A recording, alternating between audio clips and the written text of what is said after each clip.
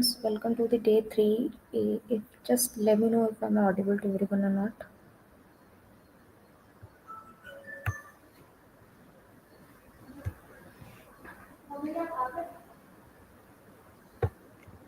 Okay, so in the last session we learn about the list, we learn about the strings, we learn about the loops, and we learn about the tuples. In today's session, we are basically going to look the dictionary, we are going to look the Python sets, we are going to look upon the functions and the recursion techniques. Just let me know if I'm audible to everyone or not.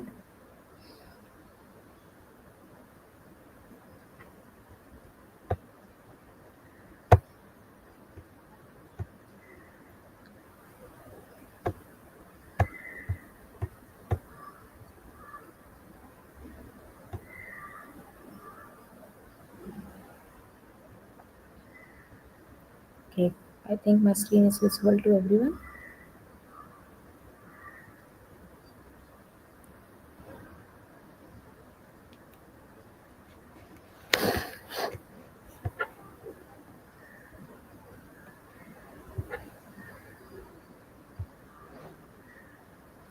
Okay, so let's start with the dictionary. Dictionary is another data type in Python that basically consists of values and their values and their variables. Like if I say about the list tuples that we have studied, we learned about the strings. List was the mutable data type. Tuple was not the mutable data type. Similarly, strings was also not the mutable data type. We'll see how dictionary follow this trend. So, if I constitute onto the definition of a dictionary here, I'll say that a dictionary is an unordered collection of key and value pairs. That means it consists of the values, it consists of the elements that has a pair of key and value. As I've told you in the earlier session that list was mutable, tuples and strings were not mutable. Similarly, here I will say that dictionary is mutable. That means you can change some of the elements, you can perform some of the manipulative operations on the dictionary. Now, if I see what all can be changed and what all remains constant is your keys are always unique. You cannot have the keys same, like you cannot have the duplicate keys inside the Python. And, and hence it is immutable. That means your keys should have the unique values. Now, if I see what what comes to the like portion of the values, the values can be of any type, and that means that values can be of any data type. Now we have dictionaries. Dictionary says that how you can define a dictionary. Dictionaries can be defined using the curly braces. Using the curly braces, you can have the key and value pairs separated by commas, and you can have the define. Now it says how you can access the dictionary elements. To access the dictionary element, you particularly have to use the key. Suppose you know the key. Basically, in dictionary, in tuples and strings, what we use the indexes to get onto the value of element. But in case of a dictionary, we use the key to get to the value of that particular key. Now, how you can use it? You can use the dot get function where you have to pass the key as a parameter to avoid the errors if key is not found. Okay, so you can use the dot get function where your key will be the parameter for that function. And if you want to avoid the errors, you should probably have the dot get key function. Now, one way is also you can iterate over the keys and you can have the values using the for loop. Okay, now if I come on to the fact of dictionary methods, I'll say there are various methods in dictionary. First one is Dot keys function is going to return you all the keys that are present inside a dictionary. Now we have the second function is dot values function. This is going to return you all the values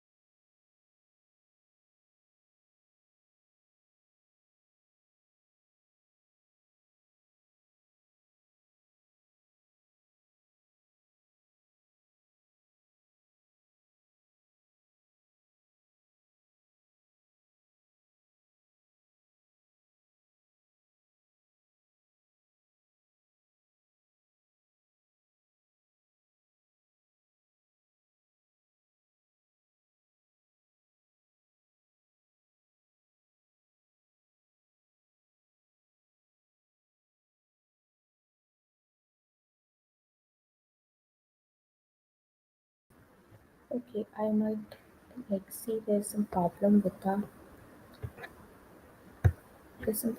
the screen sharing. I'll reshare and complete the dictionary portion again.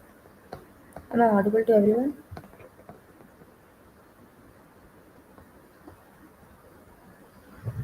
Am I I audible to everyone, students?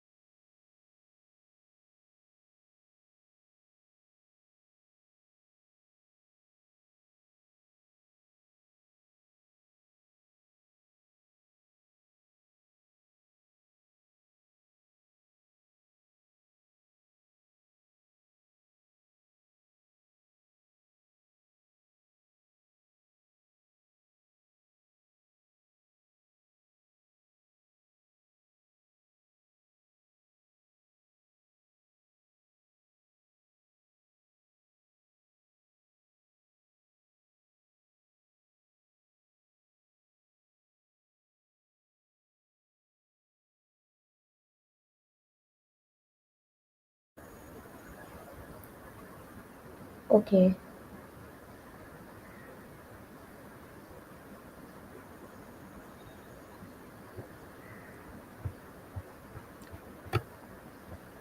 so coming on to the dictionary portion again. A dictionary is an unordered collection of the key and value pairs.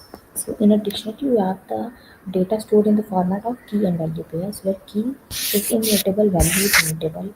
Your key is going to have the unique value, your value can be repeated even, and dictionaries are defined using the curly braces.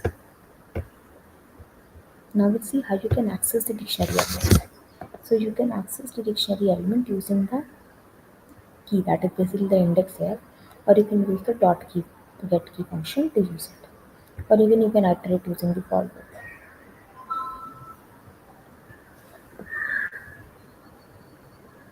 Now we have the dictionary methods. We have the dot keys function that will return to all keys. We have the dot values function that is going to return you all the values. We have the dot items function that is going to return you all the items. That means all the key and value pairs. And then we have the dot update function that is basically going to append the key and value pair inside a dictionary. Then we have the pop function that is going to remove that particular key value pair. Now we have the dictionary operations that says that if you want to check that particular key value pair inside, like as it exists inside it or not, you're going to use the in membership operator to use it, or to check whether the particular key value pair is present inside it or not. Now if I see that, you can even use the update function like add the another dictionary inside a dictionary.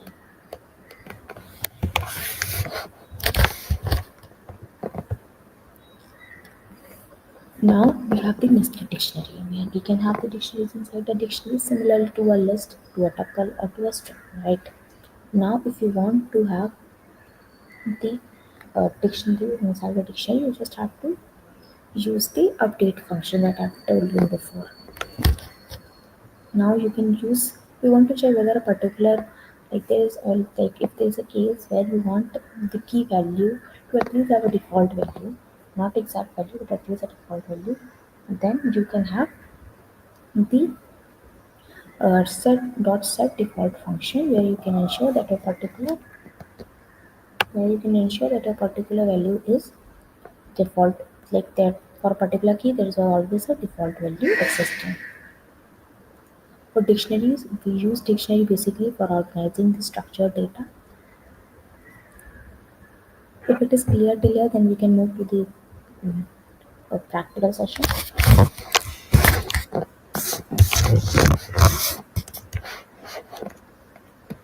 Students, if it is clear or not.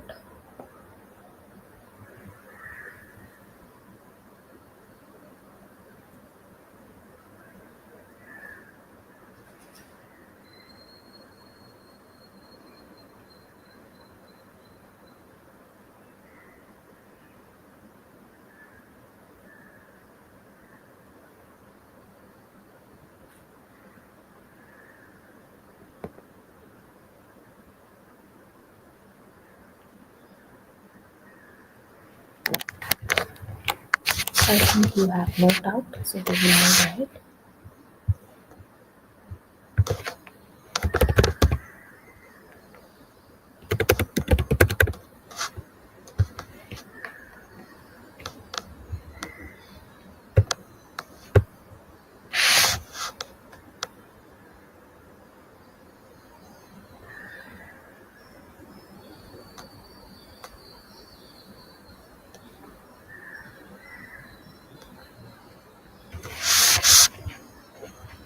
Am I audible to everyone?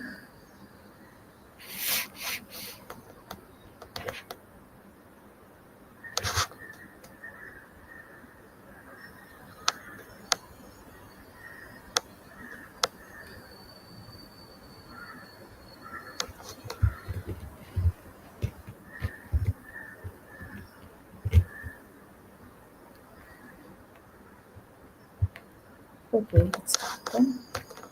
Suppose I have a dictionary named D and I have.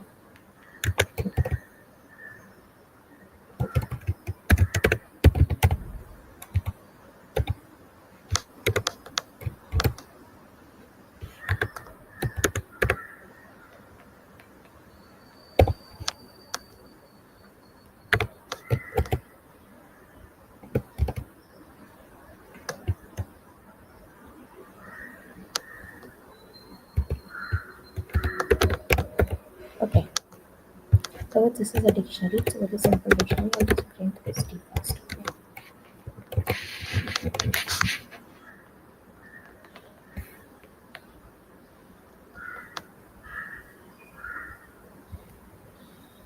Now if I print the type of key, suppose we don't know what is this, what the data type is, we'll simply say this.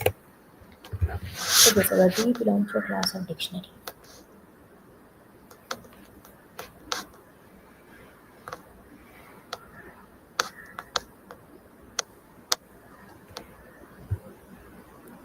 Now suppose that, or I have a data set similar to this. Wait, I'll just copy this one.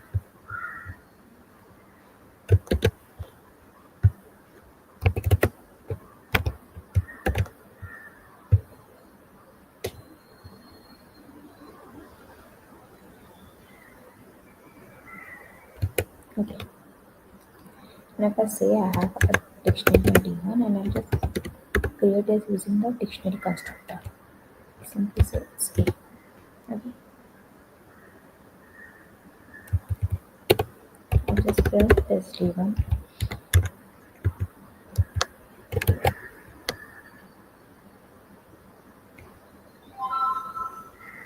Okay. Okay. It should be equal to sign it.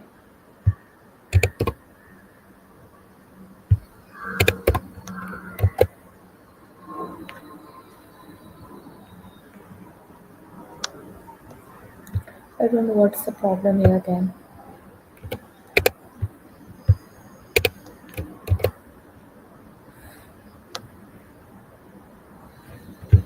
I'll just do this one. I'll just copy this.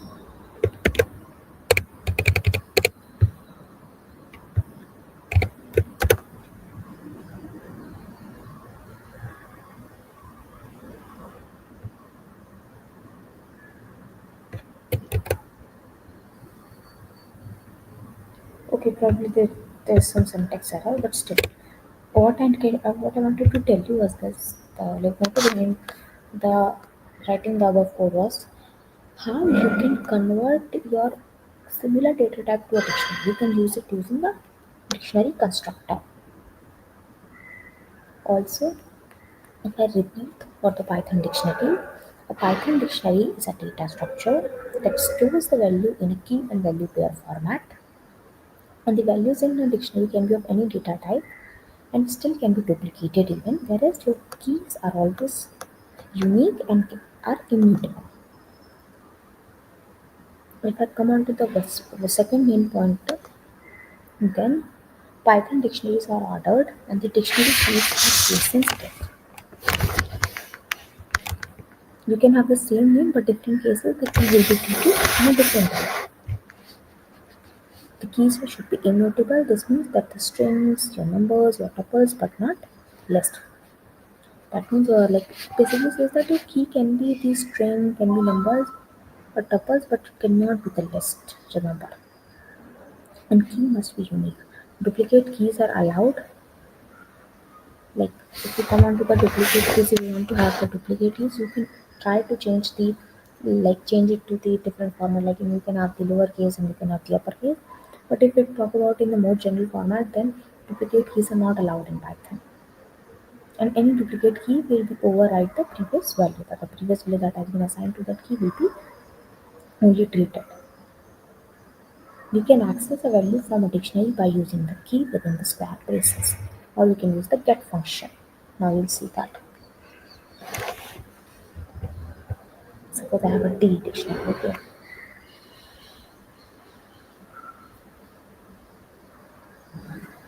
Now if I print D, Here one is the key, so it will print the value that is given to the key. What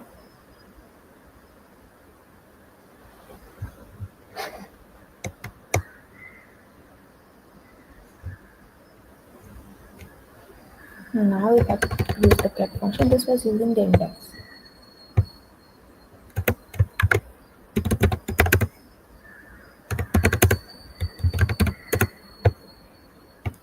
I simply say d dot get one. Okay, so this was using the get function. Alright here.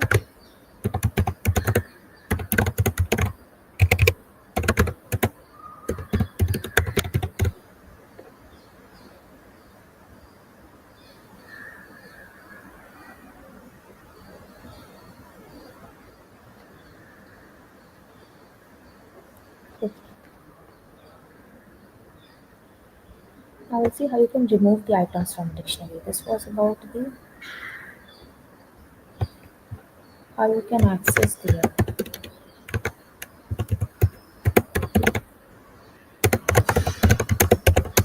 dictionary.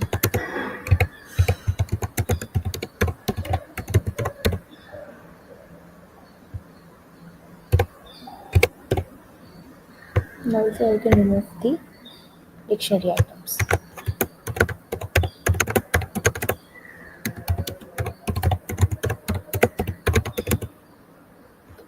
Okay, suppose I have a dictionary defined here. This one. I'll try to add more elements to the timing of objects.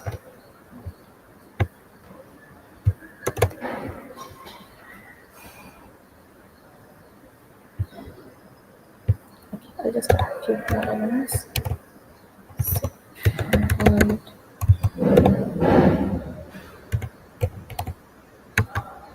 okay, just print this.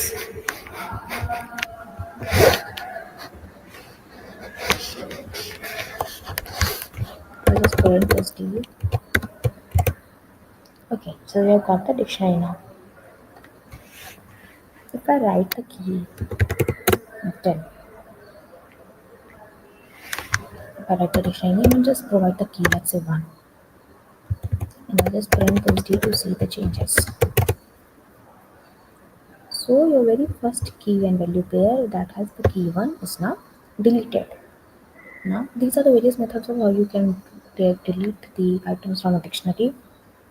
We will see the difference between each of them later on. Now if I use the pop function, suppose I have a val, I have to use a d dot pop 3, and I'll just print this d again to see the results.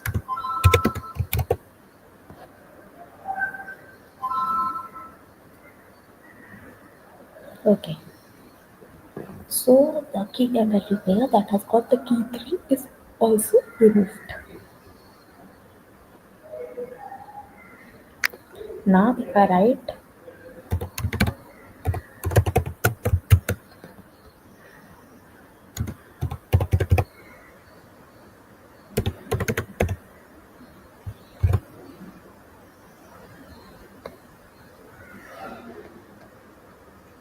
now just print this d again to see the changes. Okay, so you got. Now I will tell you the difference between all of them. So we have firstly we got a dictionary which has got the 4 key value pairs and each has got its unique key. Now you want to add, now if you want to delete a particular key, you can simply use it the del keyword and the get like the key. Suppose you want to use the for function, then you can simply provide with the key. But the main difference between them is the del keyword will remove an item by its key. The pop function will remove an item by its key and will return its value. The pop item is going to remove and return you the last key value pair. This pop item is just a way of removing the last key and value pair of the dictionary.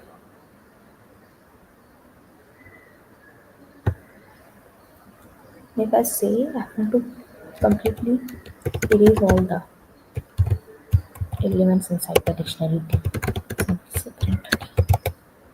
Okay, so all the elements that were present inside the dictionary T is now erased. Now we'll see how you can iterate using the keys in the dictionary.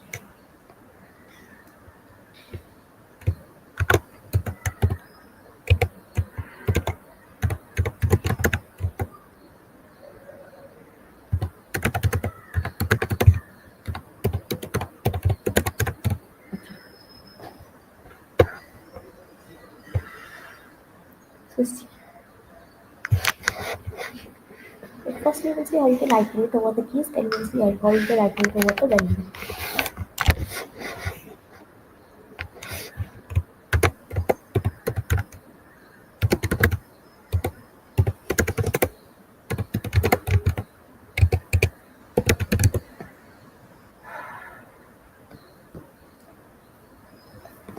Okay, suppose I write, I'll just get this dictionary again.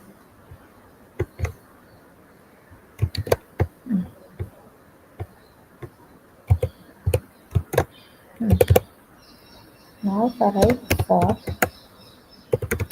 key in the print key. Okay, just a simple code.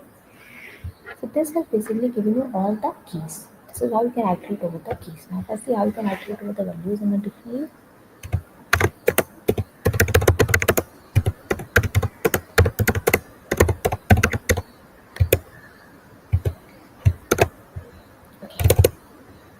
I'll simply write for value. This value is iterable in d dot.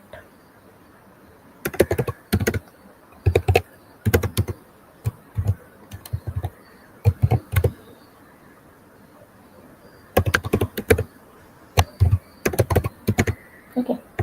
Here d dot value is going to return in the value of the function. So you've got all the values that are present inside the dictionary for a particular key.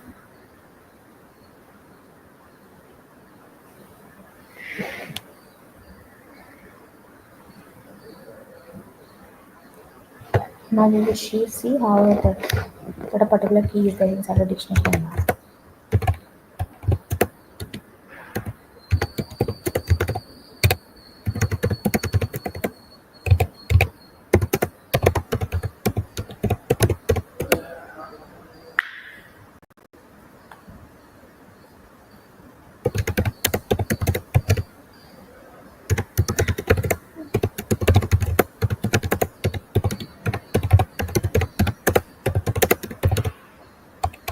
Okay.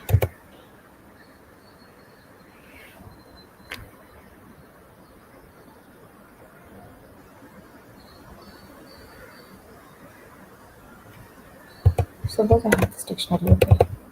And I'll just simply say print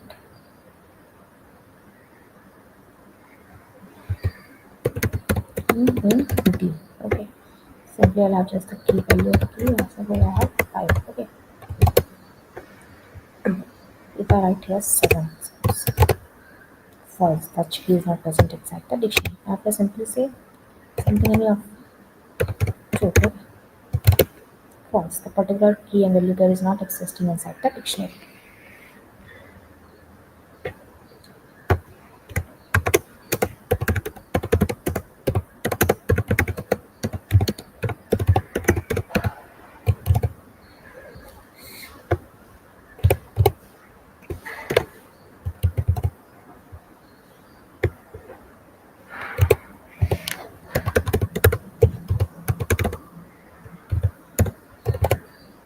Okay. So length function is going to return you the total number of key and value pairs.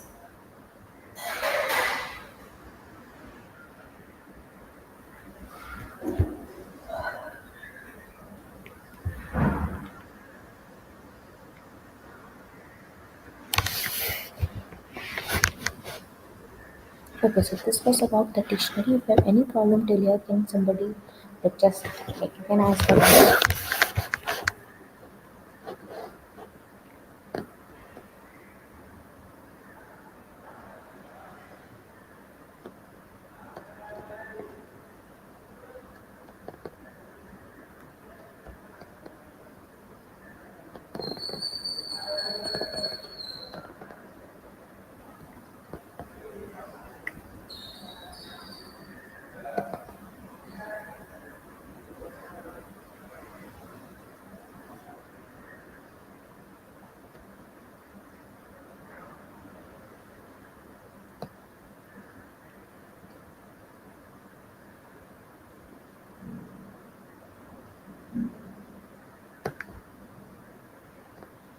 if you have any doubt, please ask, or we'll continue with the sets then.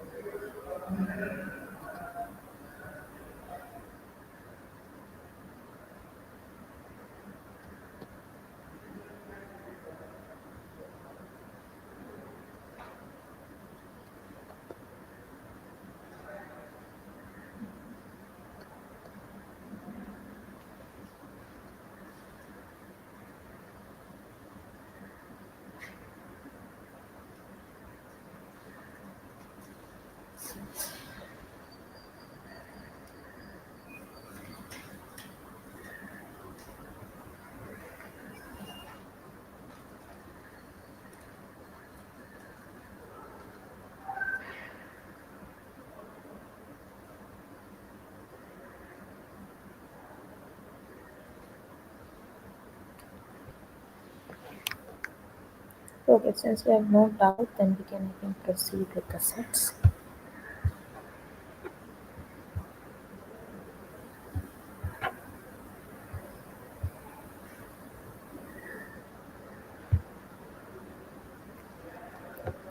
Okay,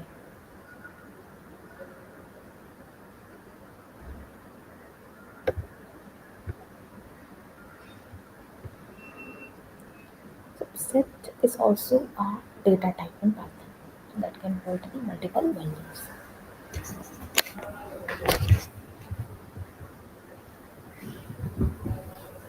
So a set is an unordered collection of unique elements. That means in a set you cannot have to duplicate values. You can define the set using the curly braces or the set function.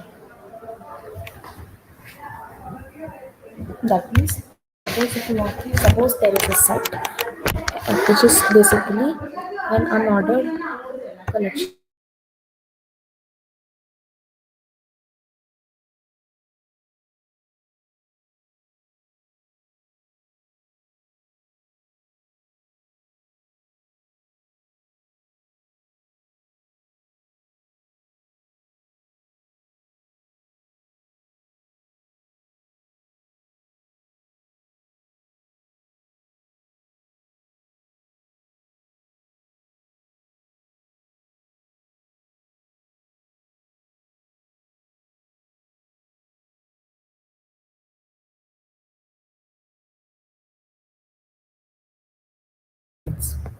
They are defined using the curly braces or using the set constructor. Set does not allow any duplicate element inside it, and hence sets always support the mathematical operations like the union, intersection, and difference. Sets are unordered and unindexed.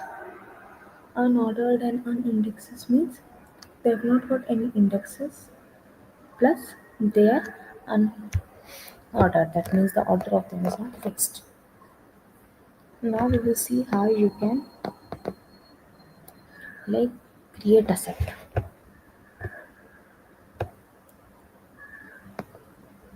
So you can just create a set using the curly braces with the values inside it. You can use the set constructor to convert any data type to a set. Also, you can create an empty set using the set constructor. Or remember a thing that like that should be in mind is that if you want to create an empty set, you should not have the empty curly braces.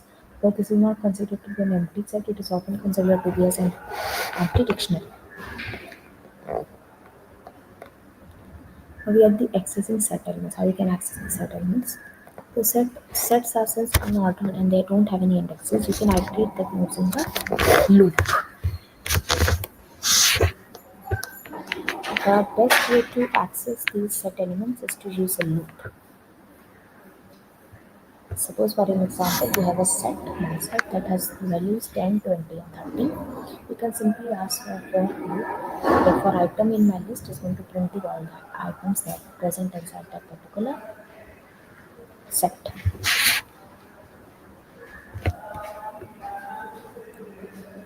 Now we'll see how you can add and remove the elements.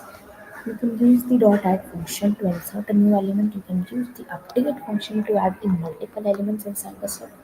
You can also use the remove or the discard to remove an element. And the pop function is going to remove you and return you the arbitrary element.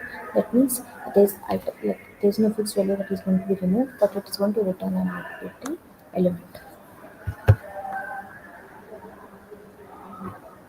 Plus, will clear function is going to remove all the elements from the set. And if I come on to the set operation, we have the union operation, intersection operation, some difference operator, and the symmetric difference operator. Suppose we have got two sets, set 1 and set 2. And to if you want to find the union of the set, how you will find?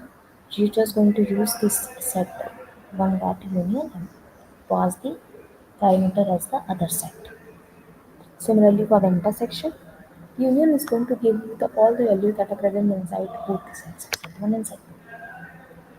And the intersection is going to give you only the common values that are present between two sets. For the difference, we have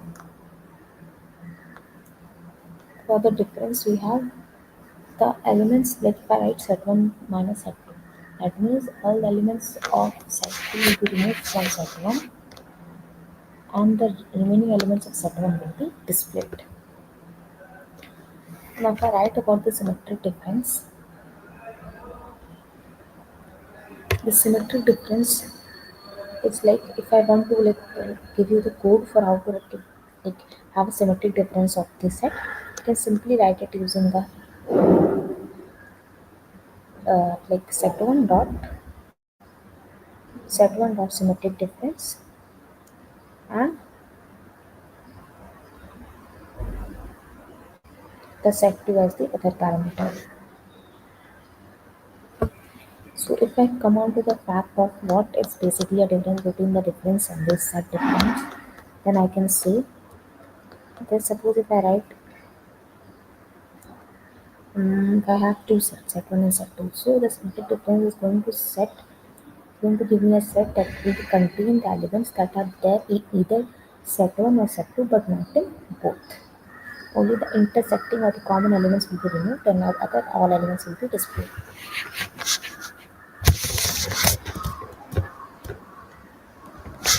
Now we have the set methods.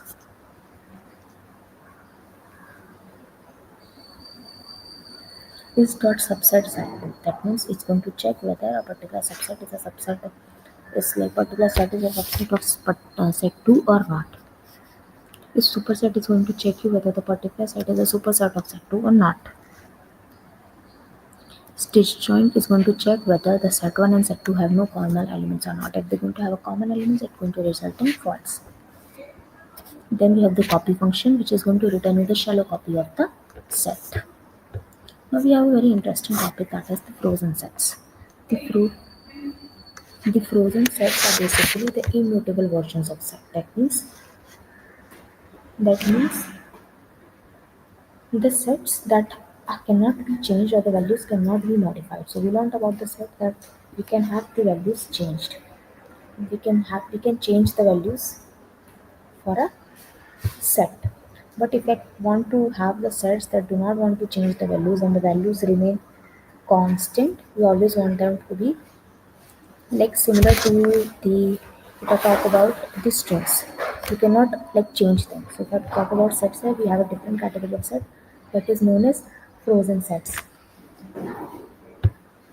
So frozen sets are the immutable versions of set that are created using the frozen set function. They cannot be modified after creation. Like you can only like create them once and you can use it. So the operations that are not supportive in the frozen sets are that you cannot add or remove the elements. You can change the particular element, but you cannot add or remove the element.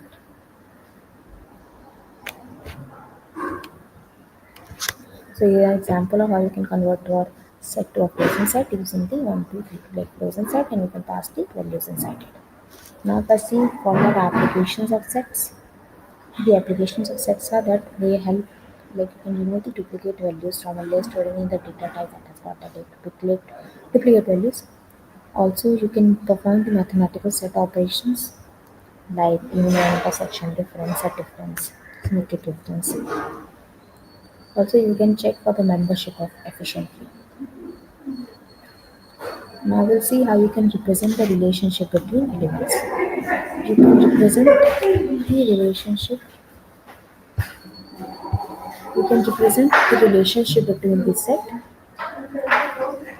Like if you want to present any relationship between the elements, you can simply use the sets.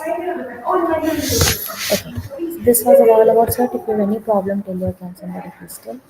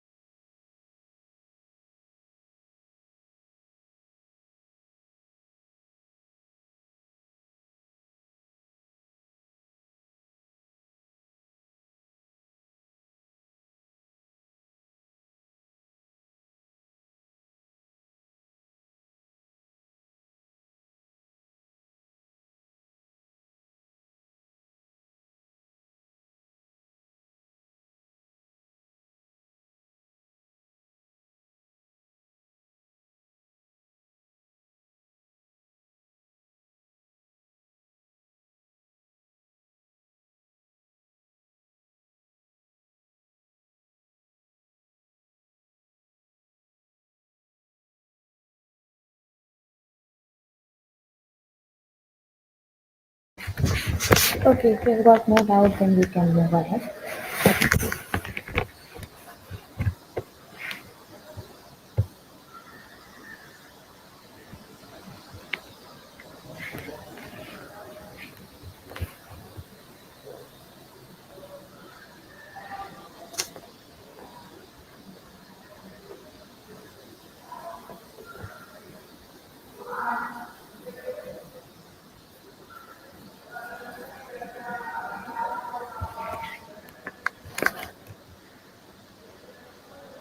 Okay, suppose I create a set. Yes.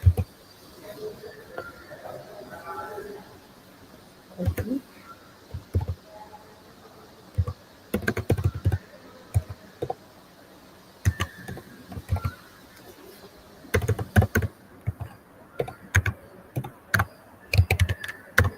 Okay.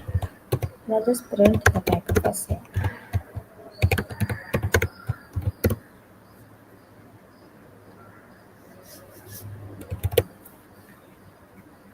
Okay, so this belongs to a class of sets.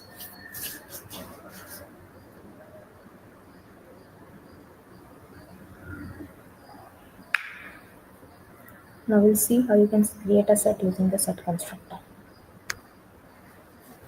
I have a set, let's see. Hmm.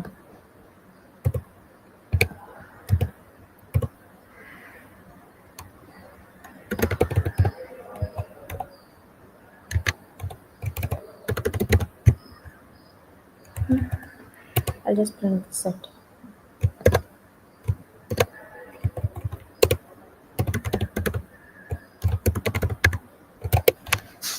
Okay, so this is a set. Now if I want to print the type of this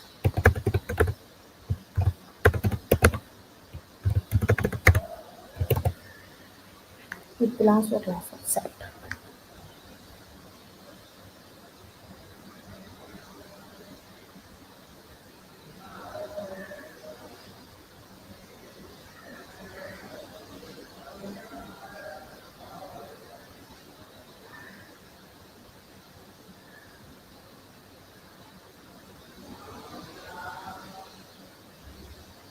Okay, so this what we did is basically typecasting in the programming language terms. So if I say again, a set in a Python is a, like is an unordered collection of data type that is iterable and has no duplicatability. While sets are mutable, meaning you can add or remove the elements after they are created. The individual elements within the set must be immutable and cannot be changed directly. So a Python set is an unordered data type, which means you cannot know in which order the elements will be stored or will be displayed. Now, Python sets cannot have duplicate values, while you cannot modify the individual elements directly. You can still add or remove the elements from the set. If I come on to the fact how you can see that a set cannot have duplicate values.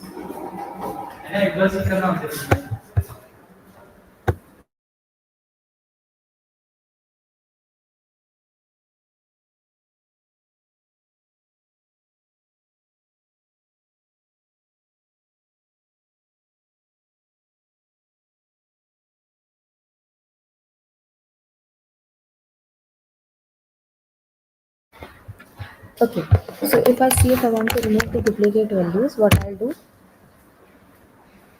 I'll just use the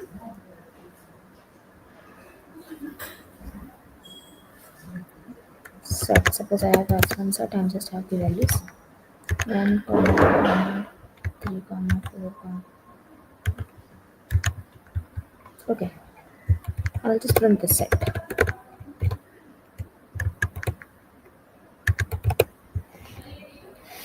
So see, I have the duplicate values, but the set does not consider it and has only got the fresh or the unique values.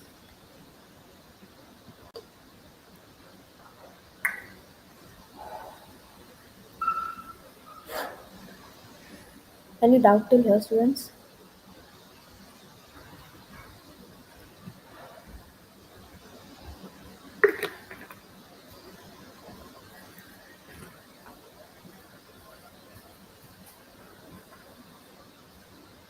If you have any doubt, please ask.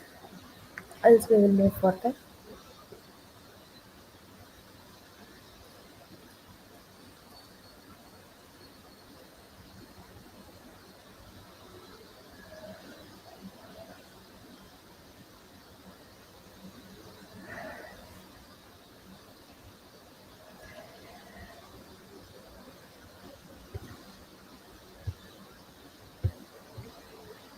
Okay.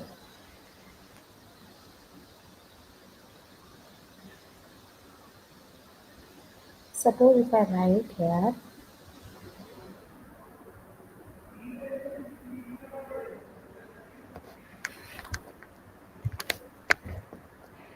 suppose I have set S1 dot add.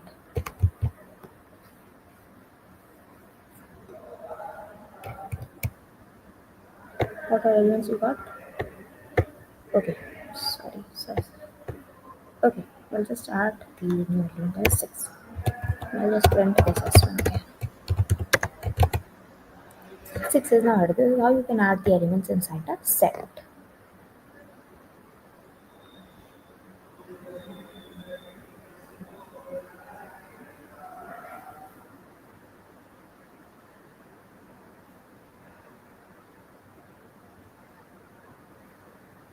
Now, suppose I have the set S. Okay. Or I in change X S dot add I. Okay. Elements have been added and just simply print this S. So we have just got the values inside it. This way you can add the values inside the set. Now we'll see the operations on the Python set. The very first operation that we will see is going to be the union operation.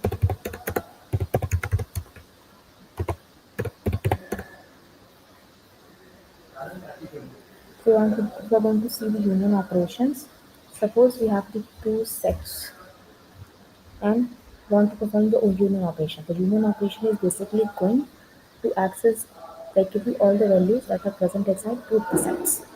Okay. Suppose I write, so this was the will name it as S1. Okay. Similarly, if I write for the other set,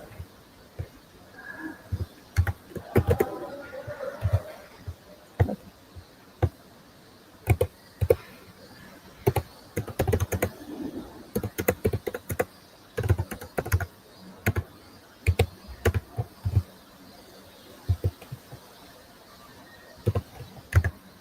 okay, and I'd say S2 dot add J. Okay, just print this J. Sorry, S2.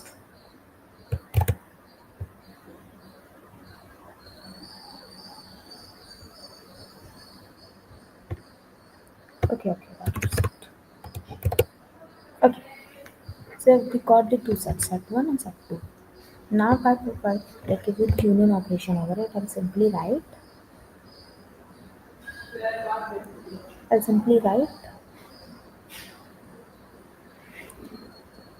um, S1 S S2. Okay, just have to print. Okay, responsive. So this has given you all the elements that are present inside both the sets.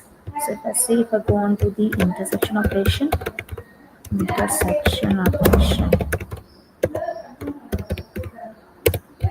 Okay, if I print S1 and S2. This has given me the common elements present inside both the sets, set 1 and set 2. Not the all elements, it has given me only the common elements that are present inside the both the sets. Now if I want to have the, if I write the difference operator, I simply write difference operation. Difference operation, okay. If I say I'll print S1 minus S2. Okay, there is nothing. And the order matters here, remember, if I write set. Let it be this one. Just start in the next line. Print S2 minus S1. Okay, so the S1 minus S2 has done that all the elements from the set 1 that has got the elements of set 2 will be removed, and the elements that will be remained will only be displayed. Similarly, for the case of set 2, all the elements of set 1 from set 2 will be remained, and the remaining elements of the set 2 will be displayed. Now, if I come on to the how you can clear the Python sets. Hashtag how can clear the Python sets. Okay, I'll simply say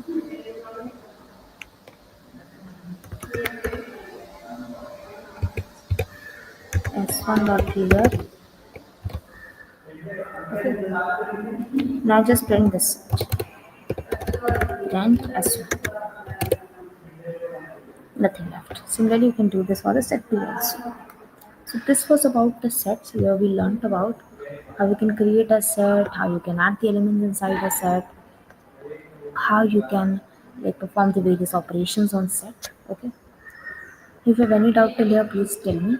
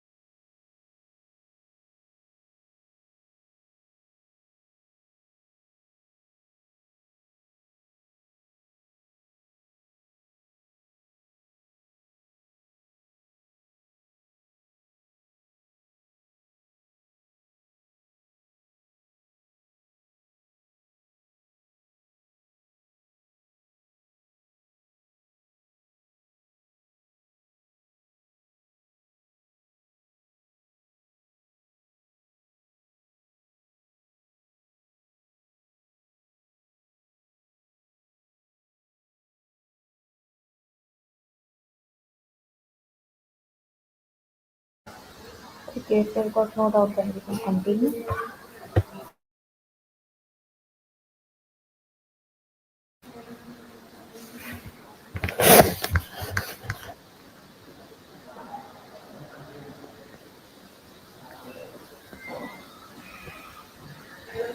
Let's start with the functions. Somebody can tell me that what is the basic difference between the user-defined functions and the systems or the default functions that we have in the language or in the other programming language?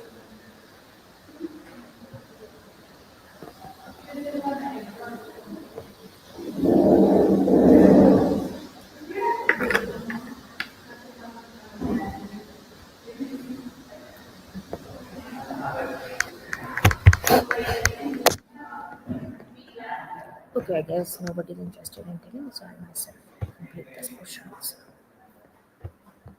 Functions in Python.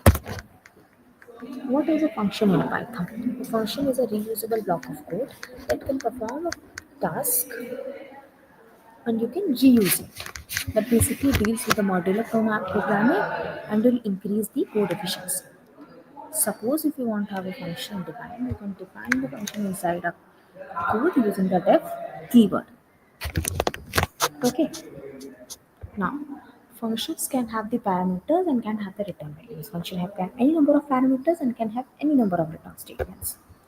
What is the basic use of functions? Functions help in reducing the code duplication. That means you do not have to write the piece of code again and again. Okay. So for the functions, you do not have to write the code again and again. You want a particular function to perform, you can use it inside and declare it inside a function, you can use it. Okay.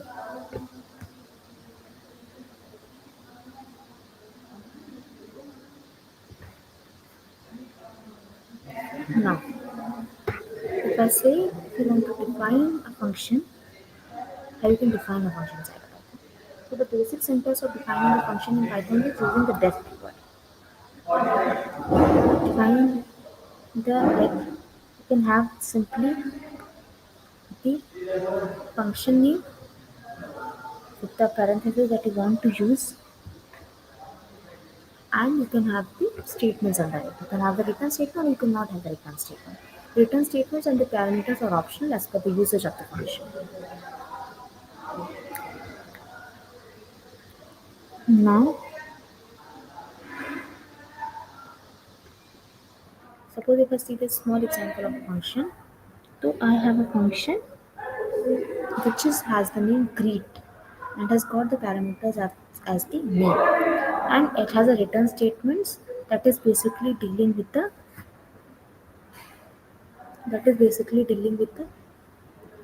concatenation of the string. It's saying that you have to return a statement That is going to be a combination of hello and the name that you have given as a parameter. Okay.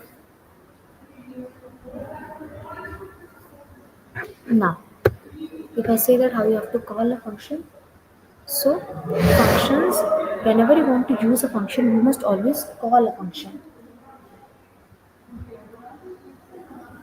So, how you can call a function? You can simply call a function by its name followed by the parenthesis. And if there is a need of any if there is a need of any parameter, you just have to use that.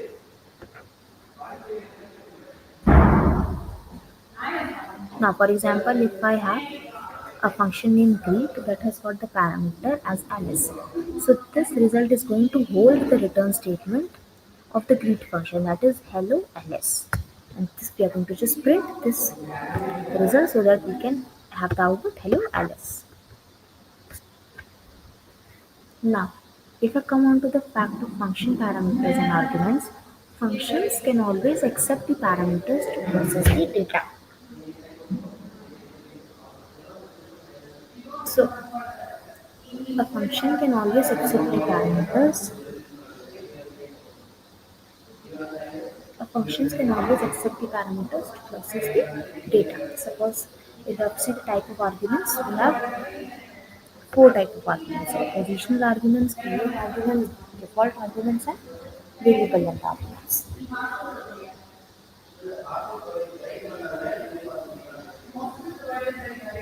Suppose if I say about the positional arguments, we'll see about each of these arguments in the practical session. But if I just want to tell you that type of argument that you provide is like unique to itself. Suppose the usage of every parameter is different and is treated differently by the function. Suppose if I have what suppose we talk about the return statement. So the return statement what does it do? The return statement sends back a value from a function. So whatever the value you want from a particular function, you can use it as inside a return statement and will be sent back to your function. Also, a function can have multiple values as a tuple. If I have a function that has multiple return statements, so it's going to be treated as a tuple. Now I have an example here of how you can, like a simple example of to define a function to find the square of a number. So I have a square name function that has called the parameter as the number, and its return statement is giving the value num star num, that means square of a function, and go to return from a function to the main body where it is called. Now we have the lambda expression. Lambda expressions are the anonymous functions that are short, one line, and without a name.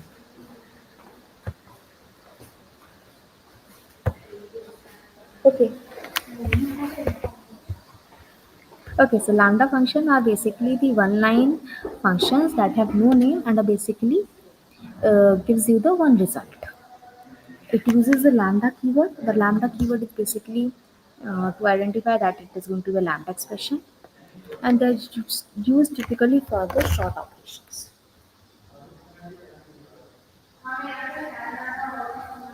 Also, if I previously we see that how you can create a function to find the square of a number, now we have the lambda function for the square of a function. So here I have square as the variable to hold the value of a function. Now if I want to print the square of a 5, I just have to provide the square, the parameter 5. Lambda here is keyword lambda to tell that it's going to be the lambda expression of the lambda function, and x is the parameter that has going to be the parameter on which the particular operations will be performed. Now if I see recursion in functions. So recursion will see in today in more detail also, but if I just take the briefing of it. So a function, when a function call itself, it is basically called the recursion. And use of problems such as like factorial, Fibonacci sequence, etc. is like it becomes more easy and understandable, and more modular if you use it in the recursion. Also, recursion we try to use a base condition to avoid the infinite. So, if I tell you like here only that in recursion we have two basic things. We should have at least a base condition to avoid the stack overflow, and we should have a recursive call where the function calls itself. Suppose in case of factorial, we say this in detail also. If I see this, it have a factorial name function and it has got a parameter n. Now, if I say, if I want to have a base condition, so whenever the base condition is like said, it is just to avoid stack overflow. So if I said if n is equal to 0, this n is equal to 0 is the base condition for the factorial function. Now we have two types of functions. I have asked you. Okay, so set functions are basically built-in functions or built-in function and the user-defined function. Built-in functions are the functions that are already predefined in Python, such as a length function, the sum function, a maximum function, minimum function, and print function.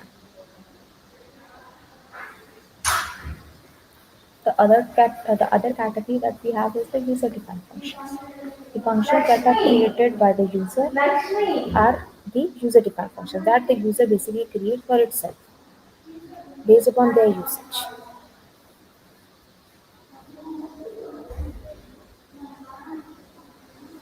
Now, for example, if I take this length function is already built in. Okay, so, and the factorial function that we saw before is the user defined function.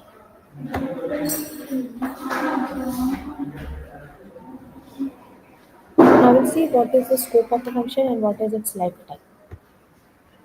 So, local scope is like when a variable is defined inside a function, it is only accessible there. It is not accessible outside the function. That is basically the local scope of a variable. The global scope of a variable is the variables that are declared outside the functions. That are declared outside the functions, that means the variables that are declared outside the functions will have their usage outside. That means they have got a global scope. They can be used anywhere. Non-local keywords used for modifying variables in the nested functions. This is basically that non-local keywords are uh, the not the local keywords that are used for modifying the variables are in nested functions. Suppose okay. So if I come on to the higher order functions are the closures. So a function that takes other function as an argument or a return function. So higher order functions are the functions that take the function that take other functions as the arguments of the function. Okay, or the parameters of the functions. Closure is a function that will return another function. Okay, so a function that takes the other function as the argument is the is the higher order function, and the closure are the functions that return another function.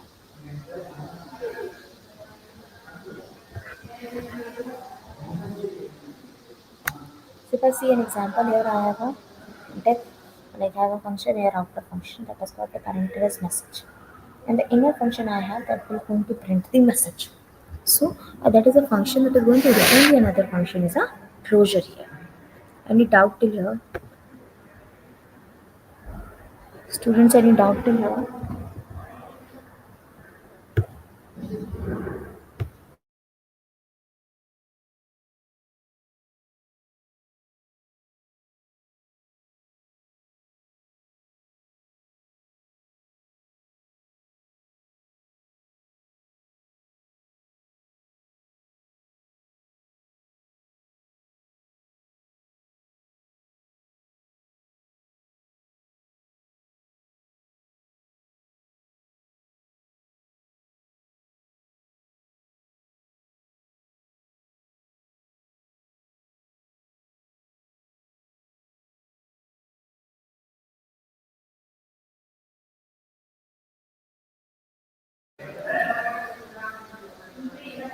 Okay, so if you have got no doubt, then we can move ahead.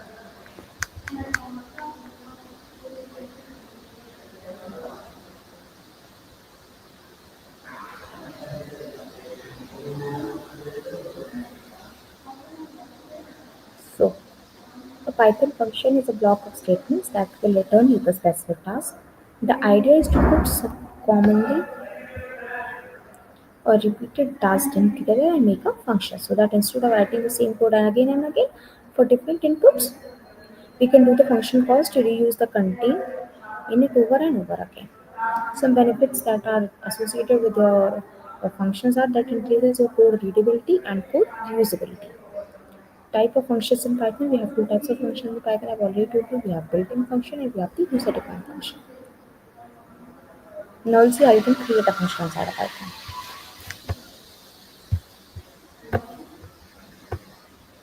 So simply say that, okay, just say print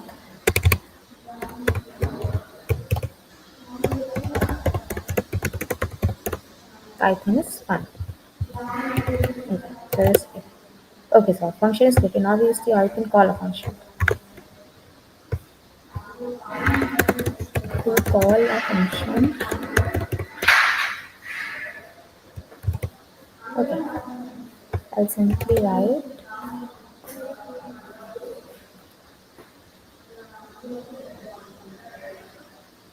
I'll simply say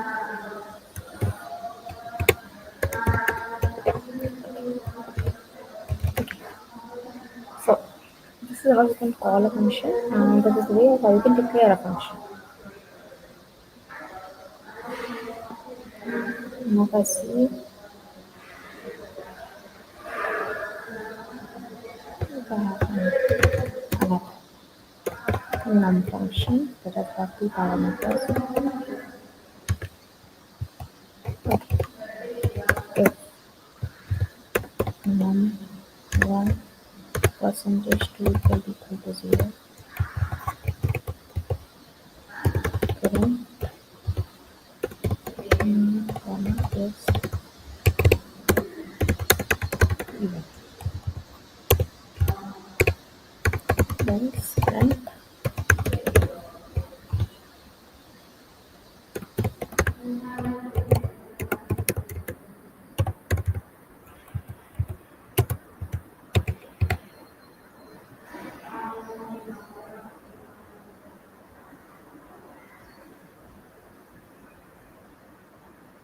and I'll just call this function num data number 31. Okay, 22 is even and 31 is odd. It's saying this. This is the way of how you can use the function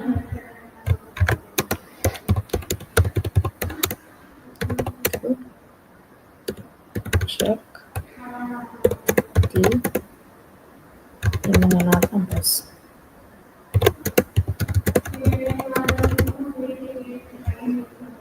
Okay,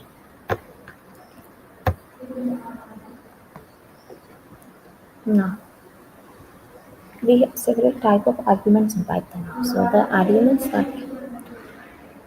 are the parameters are the values that we pass inside the parentheses of a function. A function can have any number of arguments or the parameters that are separated by the comma. The very first type of parameter is the default parameter.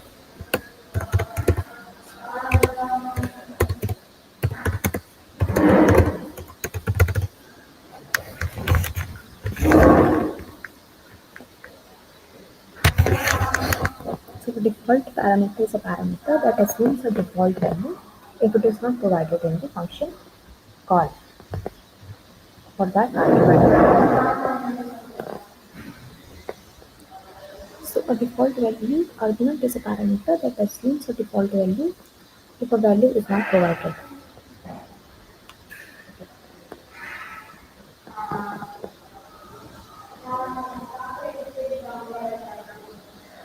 Okay.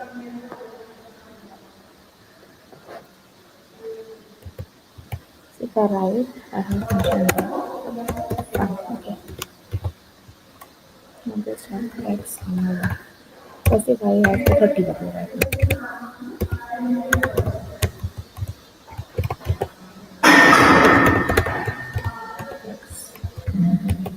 print y.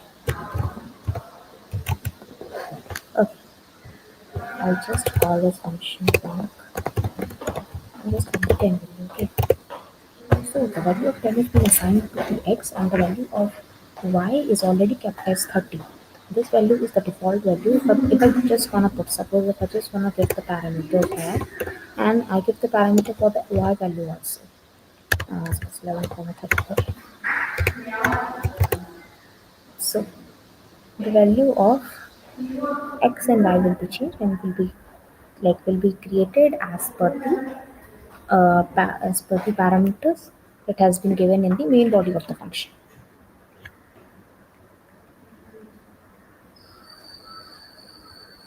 Okay. Now we see the keyword arguments. The keyword argument is the basic idea that was there behind the keyword argument is to is to allow the caller to specify the argument name with the values, so that the caller or the any of the user who might not be able to understand the order of the parameter does not get confused and the order remains intact with the usage. I guess if I write here and listen to what it is doing.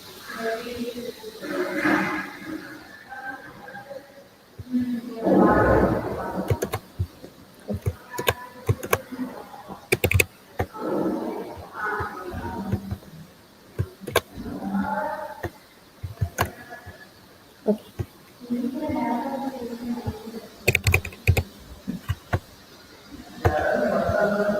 I'll simply do this. Okay, let's call this function down here. Can I say x is equal to 10, comma y equals to 30? Okay, I'll just do this. So it has got the values. Now if I similarly func here x y is equal to 13, comma x is equal to 10. So the order is not changed and the arguments are given the proper values as per the name of the variables. So this is the key idea behind the keyword arguments.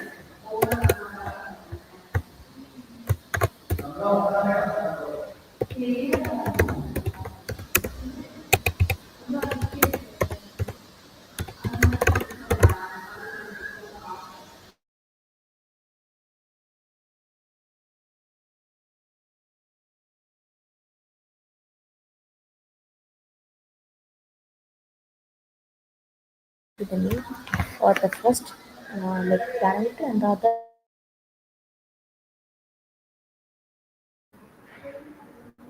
Now we'll basically see the anonymous functions in Python or the lambda expressions. Suppose I want to find the keyword function. I'll just simply say cube equals to lambda. Lambda is a keyword where cube is going to carry the output of the function x x.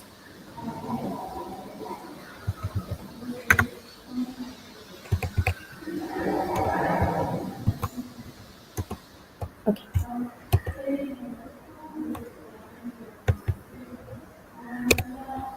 okay. I'll simply say print cube 3.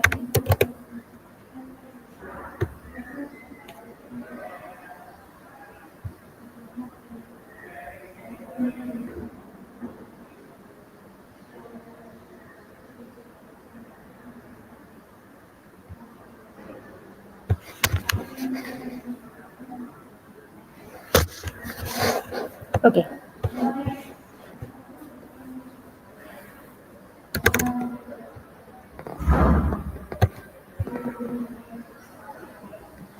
okay.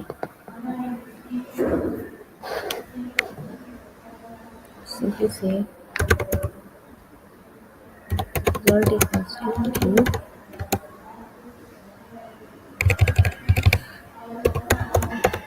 lambda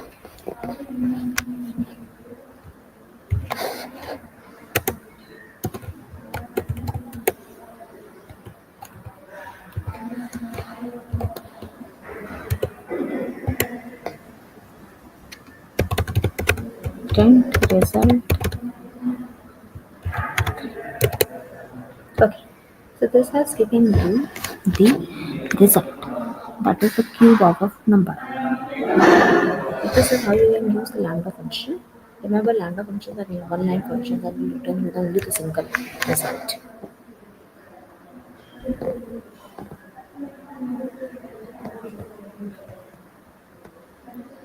Now let's see the program to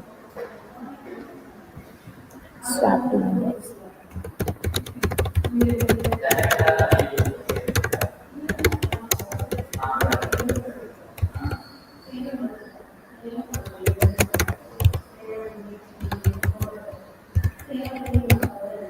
Three again.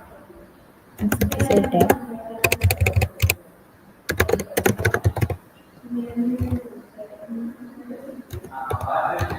x 1 y. And I'll just simply write we have a temporary variable that is going to hold the value of x so that the value of x is not lost anywhere. We just have the x value to y and we'll change the value of y to a 10. Okay, now print x and y.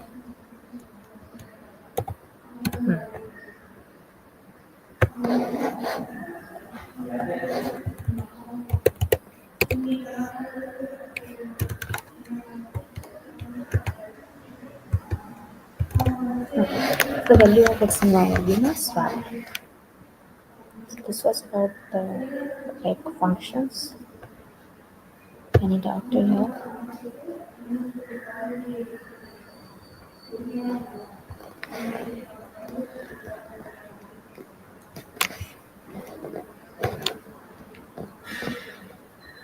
Any doubt till here?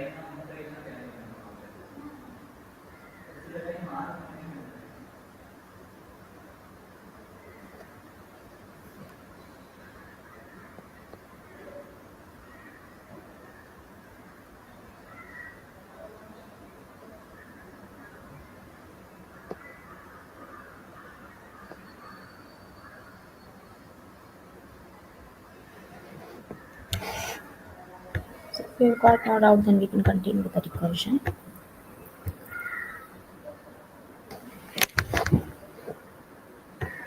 Okay. So recursion is a method where a function calls itself to solve the smaller subproblems. It is basically useful for the problem that can be broken into smaller and similar subproblems. Every recursive function must have a base case to prevent the infinite recursion or to avoid the stack overflow.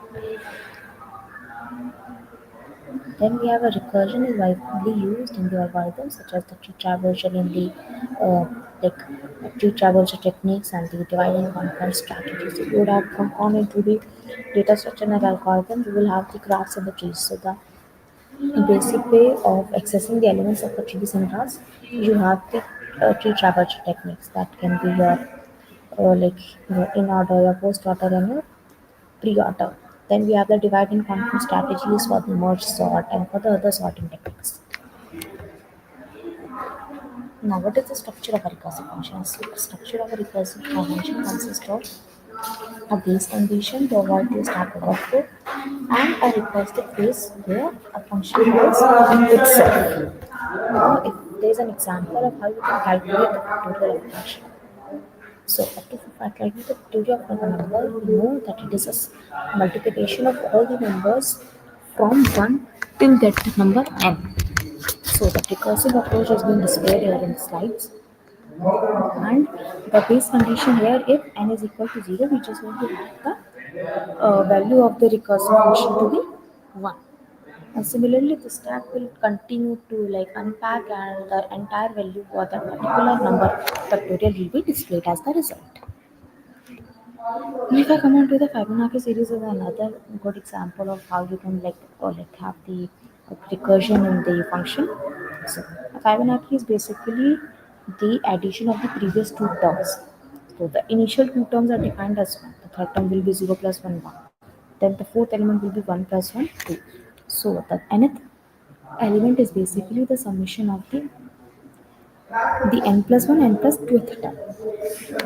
So each term is the summation of the two preceding ones, and the recursive approach is displayed here. Where if n is greater is less like is greater than or equal to 1, or you can say that if n is less than or equal to 1, we just have to return the 1, and we have to return the Fibonacci series. We just have to return the Fibonacci series that has the two elements, the n minus 1 and the n minus 2th element. Now, what is the basic difference that lies between the iteration and the recursion? So, recursion uses the function calls using, and whereas iteration uses the loops. Recursion is simply a way to write for a tree and the graph problems, whereas iteration is is usually preferred over the stack overflow problems. Example, for example, if you want to calculate the factorial of a number, it is done with iterations also, it can be done with recursion also. Now, this is a tree recursion. Tree recursion is a type of recursion where the function calls itself multiple times. That means you inside a function you have call a function more than once. Then it is known as tree recursion. Now, if I come on to the indirect recursion part, in indirect recursion, multiple functions call each other in a cycle. Suppose I have a function here a, and if n is greater than 0, we're just going to print the n. And the other function we have called, this function b is different function, it is called inside the function a. This is the indirect recursion. Now we have the tail recursion. If I come on to the tail recursion is a recursion where the recursive call is the last operation or the last instruction inside the function. Okay, so if I see an example here you can see the last is the return statement that is calling the function. And hence this is a tail recursion. So if I come on to the advantages and the disadvantages of recursion, the advantage of recursion is that it makes your code more concise and easier to understand. It will stop you from rewriting the similar code again and again, and basically useful for problems that are based on the divide and conquer strategies, or the you can use for the graph or the tree problems also. Now we have the disadvantages also associated with it. It requires a high memory usage due to the function call stack. Like if you have no base condition defined, that means it is going to fall into an infinite loop. It can also lead to a stack overflow if the base condition is not properly defined. Okay. When to use this recursion? The very famous question that comes into our mind and is more curious is when to use this recursion. Suppose wherever the problem can be broken into a smaller subproblems and each have the similar same type of solution, we can use the recursion there. If you have a tree problem, if you have a graph traversal problem, if you have a backtracking problems, then also you can use the recursion technique. You can also use it for the like divide and conquer strategies. Like for if you know the DSA, if you study DSA, there are several sorting techniques to sort the data. So one of them is merge sort and the quick sort. So they are based on the divide and conquer algorithm where you can use this to where you can use this basically to get the result that you can use the recursion. Now the basic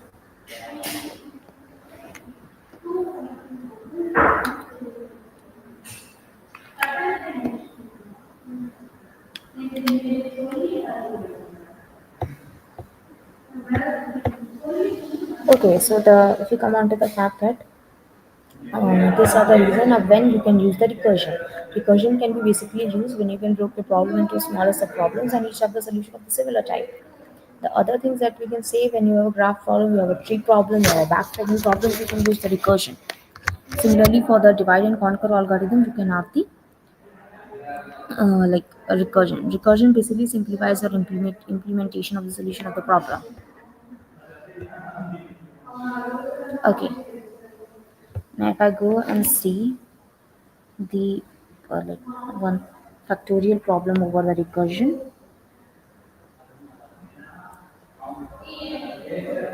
Okay,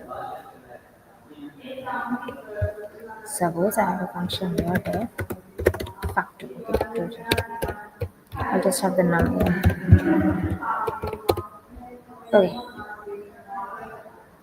if n equal to 1, I just simply say return n.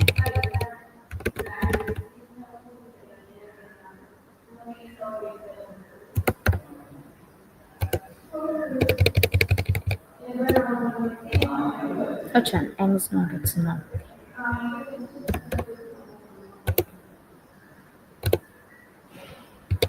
Or else we'll just have the recursive call here, return num star factorial num minus 1. So this is the recursive call and this is the base condition here. Okay.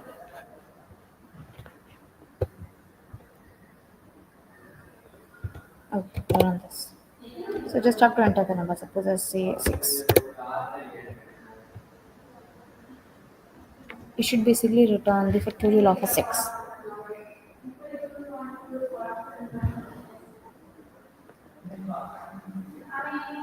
If you have any doubt till here, please you can ask.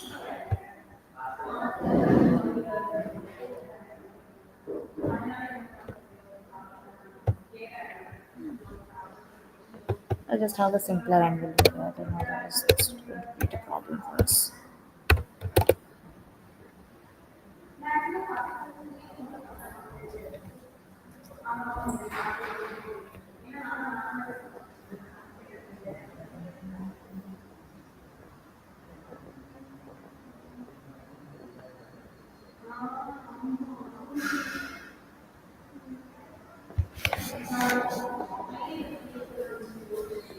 Okay, so you can see here we have got a factorial. This is a way of how you can define a factorial using recursion. So as I told you that in simpler words, if we talk about the recursion can be defined as the process of defining something in terms of itself. In simpler words, it is a process in which a function calls itself directly or indirectly. What are the advantages of using a recursion? A complicated function can be split down into a smaller subproblems that are utilizing recursion. Sequence creation is simpler through recursion than utilizing any recursive or nested iteration. A disadvantages.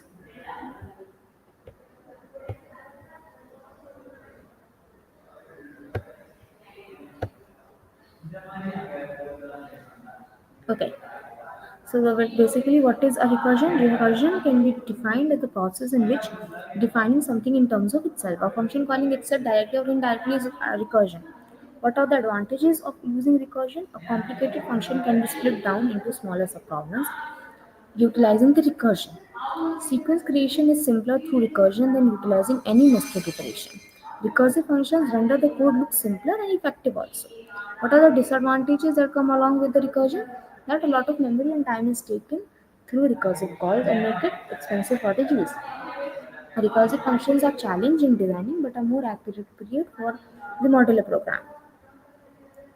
Then we can say when we discussed about what is a tail recursion, basically where in a function when the last instruction is the function call itself, then it is known as the tail recursion. Okay. Any doubt till here, students?